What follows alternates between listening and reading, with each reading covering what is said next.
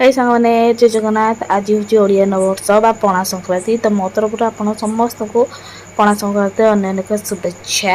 ଆଉ ମୁଁ ଆଉ ମା ଚାଲିଗଲୁ ଗାଧେଇକି କୁଲର ଆଣିବା ପାଇଁ। ମା କେତେ ଖୁସି ଦେଖୁଛନ୍ତି ତ ଆସିକି ବୁଢ଼ୀ ପୂଜା କରିଦେଲି ଜଗାଙ୍କୁ। ଆଉ ଜଗା ବହୁତ ସୁନ୍ଦର ଦେଖାଯାଉଛନ୍ତି। ତ ସନ୍ଧ୍ୟାବେଳେ ଚାଲିଗଲି ମାଆକୁ ଆଣିବା ପାଇଁ। ତ ଏଠି ବହୁତ ରୋଡ଼ ଜାମ୍ ହେଇଯାଇଛି କାରଣ ଆଜି ହେଉଛି ହନୁମାନ ଜୟନ୍ତୀ। ତ ଏଠି ବଜରଙ୍ଗ ଦଳ ବାଲା ସବୁ ରାଲି କରୁଛନ୍ତି। ତ ମୁଁ ଯେହେତୁ ଦିନବେଳେ ମନ୍ଦିର ଯାଇନଥିଲି ତ ରାତିରେ ପଳେଇ ଆସିଲି ଟିକେ ମନ୍ଦିର। ତ ଟିକେ ହନୁମାନଜୀଙ୍କ ଦର୍ଶନ ପାଇଁ ରାତି ପ୍ରାୟ 9:30 ହେଇଯାଇଥିଲା। ତ ଦର୍ଶନ କରିଦେଲି।